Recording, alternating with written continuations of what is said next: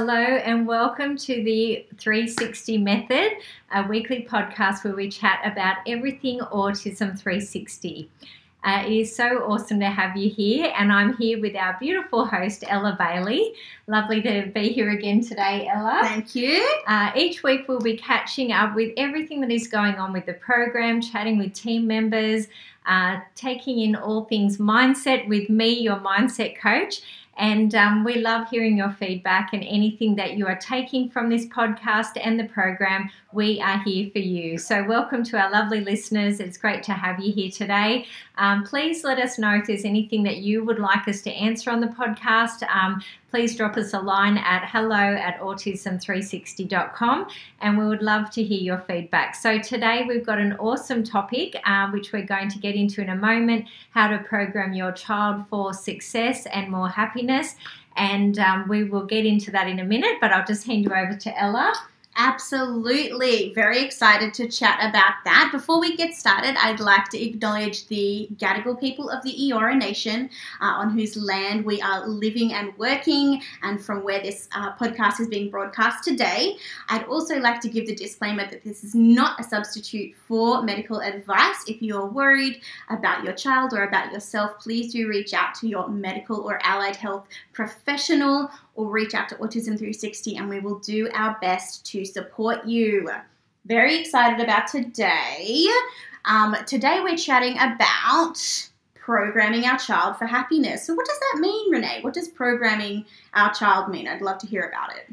Well, look, Ella, I think I talk about the subconscious mind a lot. I think I may be a little bit obsessed with it, but I just think it is so powerful to be aware of how much of our lives are influenced by what is at our deeper subconscious level. So some theories say up to 95% of our results are coming from what's going on at the deep subconscious level. So we have a conscious level of awareness, and which I relate to a little bit like the tip of the iceberg.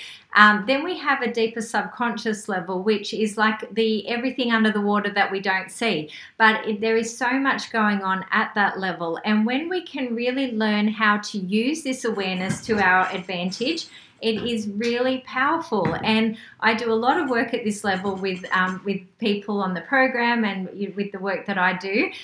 So today it's about learning how we can use this awareness to help program our children for more success and more happiness. So that's what I wanted to really focus on today with my tips, is how we can use that awareness. So up until about the age of 7 particularly, our children's subconscious minds, their minds are like sponges. They really take in every single thing that is said to them without having a filter around that. So they are just like a big sponge, basically. And then after the age of 7, there is like this gatekeeper that is sort of formed, called the critical faculty or the critical function, which is almost like when, they've formed their beliefs, a lot of their beliefs and their identity and things like that. So if, let's just say, for example, someone that has a very negative perception of themselves, if you could say a lot of positive things to them, but at that point it may not even get through, because their gatekeeper is actually going to stop that and go, well, that's not actually in alignment with what is programmed here at this deeper level.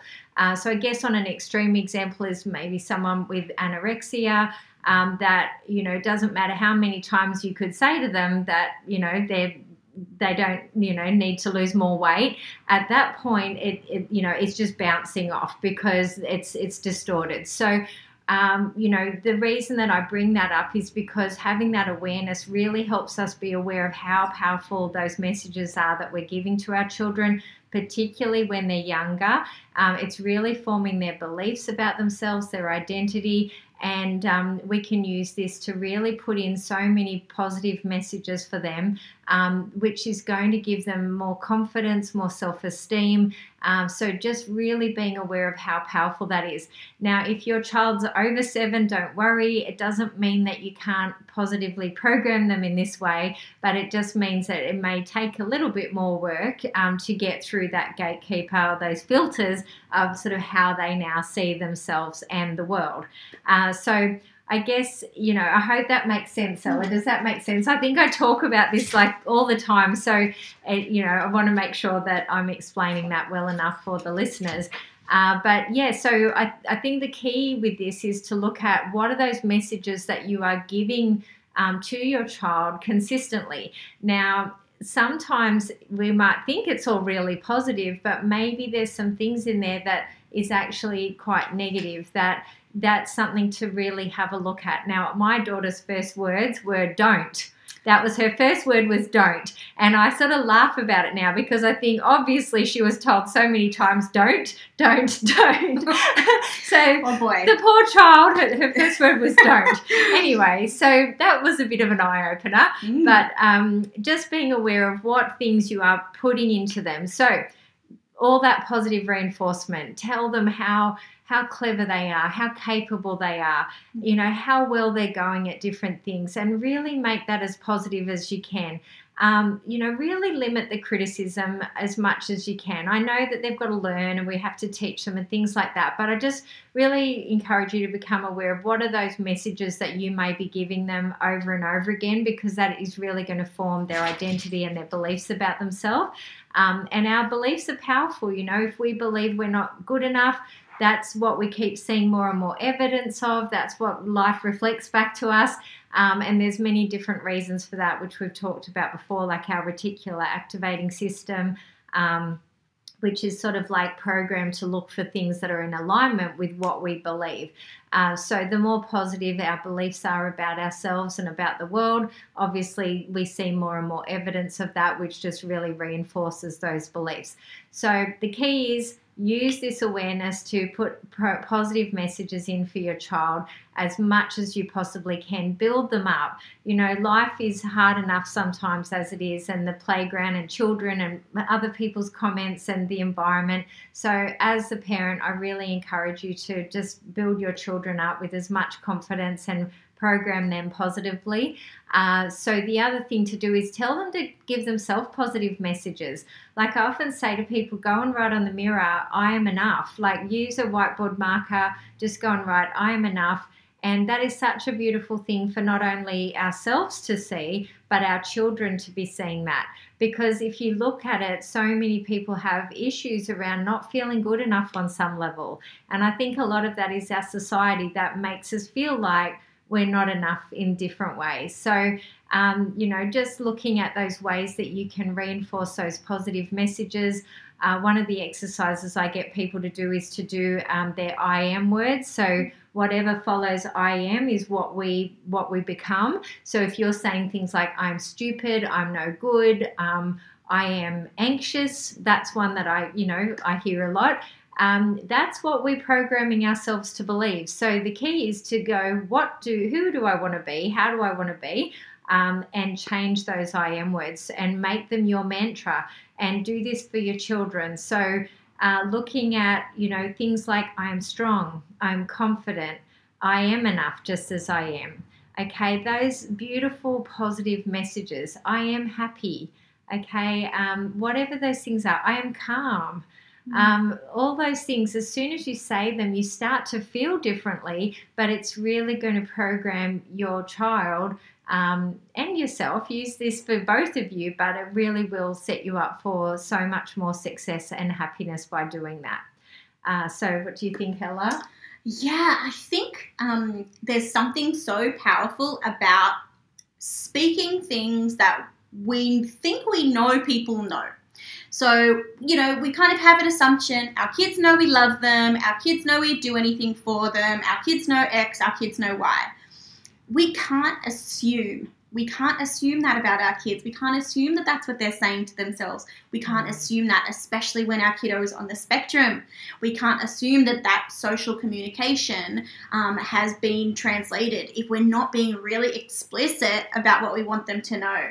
So I often get my parents on the program whose kiddos are struggling with things like confidence, success, self-esteem, anxiety, those sorts of things, and often I get them to create a whole resource for their child on this, a social story, a visual, that sort of thing, There is nothing that you can do that will make me love you any less, is what I get my parents to say to their kiddos, just to make it really clear, to make it really explicit. There's nothing that you could do that would make me love you any less, so that your child knows that they are safe, that they are they explicitly know how they are. There's just exactly what it says, that there's nothing that they can do that's going to make you love them any less. And I think that being that explicit about those underlying assumptions is a really good kind of first step when we're saying those really those affirmative things to our kiddos. What sorts of things do you specifically tell parents to start with? What's an easy first one to start saying? Look, I think just saying, I'm a big advocate of self-love, and I think that, a lot of our issues come from not loving ourselves or not thinking that we are enough. And I think that our society really does reinforce a lot of that with a lot of negative messages, and children, they can be very harsh to each other, saying hurtful things. So I think the biggest thing that I would really encourage the children to say to themselves is, really practice self-love and be their own best friend and their own biggest fan. So saying those positive things, whatever resonates for them, but just some nice ones like, I am enough just as I am. I love and accept myself just the way I am. Maybe, for children, we can make it a little bit easier, like, I am enough. I'm amazing, all those things. Yes, I love that. Yeah, I used to write them on the mirror quite a lot when my children were growing up, and then I noticed my daughter she started doing it, and she'd be saying, I am wonderful, I'm amazing. Yay. And it just made me so happy, because I thought that really rubbed off on her. So I think that we can't do enough of those things for our children. Remember, we may be the only positive thing that they're hearing. Perhaps, like you said, Ella, we can't assume that they're getting that positive reinforcement outside of the home. So encouraging them to love and accept themselves, to be saying those messages to them as well. It really sets them up for success and helps them. It's like that bank account, the more deposits we put in, then they can get through the day. If they're getting criticism or different things, they've got such a good deposit of healthy self-esteem and self-love that things really just sort of bounce off them. It doesn't bring them down so much. So do that as much as you can. Love those suggestions. It's a great place to start. What are your thoughts on what are some of the tips that you share with parents, Ella, around that? Yeah, so I guess I would say that there is a whole bunch of psychological research that's really established what's called the negative memory encoding bias. So if we think about kind of the history of human evolution, the development of the brain, the different kind of substrates within the brain, the structures within the brain, in terms of human survival, in terms of life back in the day, in terms of out on the savannah, it is more important for our brain to retain and prioritize things which are a threat to our survival than it is to retain things that make us feel good. So, for example, it is more important to remember, for example, that berry is poisonous and tastes bad than it is to remember, that type of fur is soft, for example, because one of them has a more pertinent and direct outcome on our likelihood of survival. So evolutionarily, we have developed a predisposition in our memory encoding and also in our attentional systems to the negative, to things that are to our brain and to that sort of primal brainstem part of our brain, to be attracted to remember, to pay attention to the negative. That is kind of a reality of human existence that's been ascertained through psychological research for quite a while now, but I don't think it's necessarily that well known kind of in society. And so I would say if you know this about yourself and you know this potentially about your children, that is the best place to start from in terms of neutralizing that negativity bias that we have in our memory encoding and attentional systems. We have a negative bias. That means that in terms of programming ourselves for happiness and success, we're starting on the back foot, cognitively, emotionally. We are starting with a brain that is kind of working against us in its own way, trying to keep us, keep us alive, but in a way that no longer serves us. So I would say that there's a few things that we can do to neutralize that. And that the first one, which I really love walking through with parents, is, and I'm going to specifically talk about this in regards to parenting and children and our kids on the spectrum, but you could really do this exercise in, whatever domain you really want to delve into. But remember back to the first time that you really felt, I'm nailing this. This is where I'm meant to be. This is what I belong in. This I'm doing what I'm meant to be doing. Can you reach back into your memory and think about that feeling of being like, yes, this is it. So it might be the first time your child smiled at you, or it could be the first time your daughter wrote, "I'm wonderful" on the mirror. You just think, oh, I have this feeling I'm getting it right. I'm at least getting something right. I want parents to kind of reach back into their memories and think about, okay, there was that one time really early in my parental memories where I nailed it. I got it totally right. And, I think it might take some delving, and that's okay. It's, as I said, it's normal and natural, but start with that starting point and let it fill you up, that feeling of, oh my gosh, I did do it. Like there was a good memory. So start there.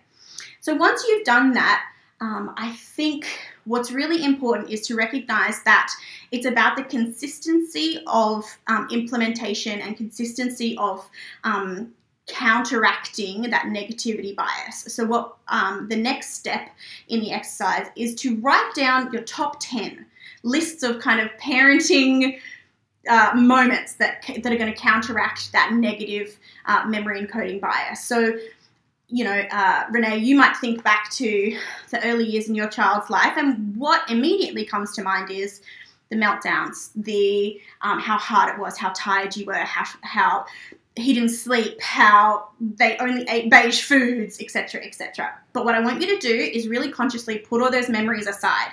We are looking for the top 10 awesome parenting moments.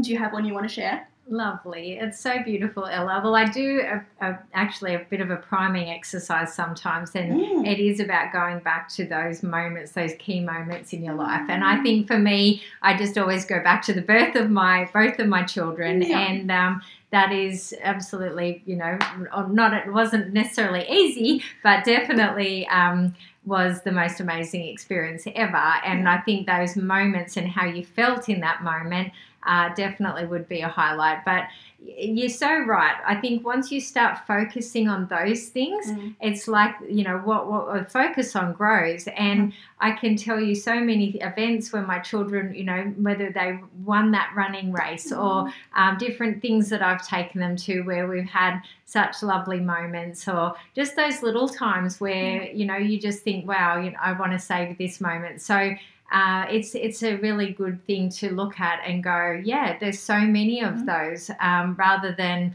those few moments that, were a bit challenging, but there is so many good ones as well. So yes, absolutely, very true. And I think what that starts to do when we do start to make that list, when we start to prioritize those memories, those goal moments of parenting, is it starts to neutralize that negativity bias. It starts to shift the balance from, oh my gosh, I remember how hard that was, or I remember how hard it is with them, to actually there were a whole bunch of really awesome things. So that's the second step. The third step is something that you can do right now to kind of program yourself, counteract that negativity filter, and that is every time you are transitioning. A really good environmental cue for you to do this is when you're going either to and from the car or in or out of a door frame. That's when we're kind of moving spaces, we're moving around the house, moving from one thing to another. Let that be your environmental cue to think to yourself, ESP. What is something that I put effort into? What is something that I succeeded at? Was a success in that? And what was something that I made progress in? It's so easy, at the end of the workday to think, I got yelled at in that meeting and then my client didn't show up and it was super frustrating. When in reality, you put in a bunch of effort, you had a massive success, and you made progress in these key areas. So we can take that step to neutralize that memory encoding process to set ourselves up for success. And in doing so, start rejigging the balance of our subconscious mind. Again, we love the subconscious mind here at the Autism 360 method, don't we? And I think this is going to be a good way to start to engage with that and counteract the issue. Absolutely. And it comes back to that success breeds success. It's like that positive success cycle. So I think it's a really good point, Ella, because the more that you're focusing on those things, the better you feel, the more motivated you are, the more positive your beliefs are about yourself, the more things you actually do. And it really builds on top of each other. So if you feel like you're in a bit of a negative spiral, that downward spiral, the key really is sometimes I guess it's hard when people are in a bit of a negative mindset to go from here to really positive. I think just being aware of sometimes it's just pivoting those thoughts and changing and shifting the focus. So maybe it's just starting small with, I'm willing to like myself, or I'm willing to be a bit kinder to myself, and just starting that. And just actually by being willing, you actually start that process of them being able to be, I like myself. I'm doing well at things, and start saying those positive things to yourself. And it's the same with your child. If they're a bit down on themselves, they may not be able to jump from here to up here, but just start changing, into more positive things that they're saying to themselves, and just being a little bit kinder, a bit gentler. And, I love those tips as well, having some cues that you consciously bring your awareness back to. What am I doing well at? And I really love that when you were talking about that, Ella, like go back to a time in your life where you felt so good and successful or whatever that was.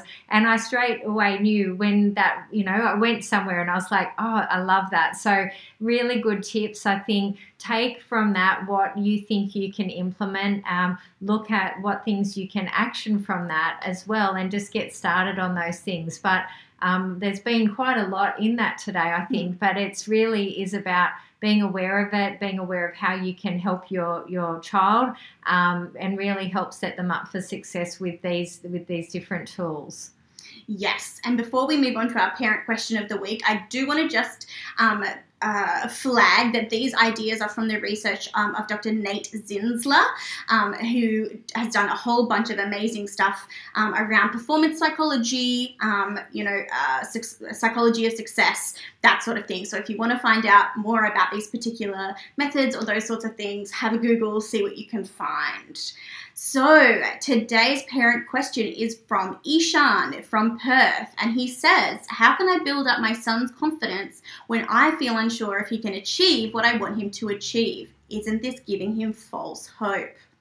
Oh my goodness, what a good question, Renae. Yes, it is. I think it's a very valid question. It is. Look, one of the things I think is important to remember as well is not to limit our children based on what our limiting beliefs are, or what our thoughts are about what they're capable of. And I do find that this happens quite a bit with parents, particularly when they have children on the spectrum, that they think, oh, my child, may not be good at that or be able to do that. I think, first of all, just be aware of that, because they often, I know for myself, I've been surprised many times about what my my daughter particularly has been capable of, that really surprised me. And she actually was almost like, oh no, mum knows how capable I am now. I'm in trouble. So I think we've got to be careful of our own limiting mindset or beliefs around what our children are going to be capable of in the future. But I think the thing is that just look, I don't think that we can give them false hope. Having confidence in ourselves and a positive self-image and positive self-esteem is really important, because we need that for our life. And the more we can help our children have that from a young age, there's nothing bad about that at all. Maybe, you know, they may not achieve everything that they dreamed that they would like to, but that's normal for anyone. We all want to have big dreams and things like that when we're young, and that's just a part of life, that sometimes we don't achieve all of it, but why not really set them up for success and help them have that really positive confidence and really, you know, love and accept themselves, because it's really important. And I think in the world we live in, it's becoming more and more important to have that. We see so much depression and anxiety and people with mental health issues. So by building up that strength in them and that part of them that is strong, I often talk about, you know, if we look at it, we've got two parts to ourselves. There's that weaker part that's like anxious, insecure, negative, doubtful, problem focused. And then we've got that strong part of ourselves that is like believes in ourselves, is solutions focused, is confident, is positive. Which one do we want to feed? You know, the more that we're feeding that strong part, the bigger that becomes, the stronger it becomes. And I think we need that for life. So Ishan, I don't think that you are setting them up for failure by doing that. I actually think you're setting them up for success. I love that. And I think there's not much I would add to that, apart from Ishan, I think that you're on the money in terms of your own feeling of being unsure impacting your son's confidence. So I would really suggest, if you are struggling with your mental health around, you know, your son's development, you know, I don't know obviously what your situation is, but if you are struggling with that, please, please, please reach out and get the support that you need to process that emotionally, so that that emotional toll doesn't get passed on to your son. You know, he's already got enough to struggle with. The world is already potentially going to be more difficult for him if he's neurodiverse than it might be for a neurotypical person. Don't let your own anxieties and worries add to that your son is already going to have to manage. There's plenty of support out there. We're here. We want to help you. So please reach out to us. We'd love to help support you in that journey and get you back on track in terms of knowing how, you know, your child can, as Renae said, exceed your expectations in so many ways. And I often say to parents on the program, there's so many examples of people that are on the spectrum who have done amazing things. And I think it's so good to share those things with our children and go, you know, your brain is so clever and you're so good at this, and really show them examples of success, because our beliefs about ourselves, well, you know, what you believe to be true is what becomes true for you. So if you've got positive beliefs around, I'm going to be successful, or life works out for me, or good things happen to me, that's what life reflects back to us. So I really think that we can't do enough of that for our children. As Ella said, life can be quite difficult at the best of times, so why not really help them have that very strong, solid foundation within themselves, so that they can handle whatever life, you know, throws at them. Absolutely. And so as we wrap up, Renae, what do you think about your action points for this week? Look, I think we have covered quite a few different areas of this today. It's quite a big topic. Meaty. Yes, it is. And I think that there's still more things that obviously we could add to that. But I think, just look at what is the biggest takeaway that you can take from that today, and what is the biggest thing that you are going to action from that today. As I always say, just even actioning one thing can make a really big difference to your success for yourself and your child.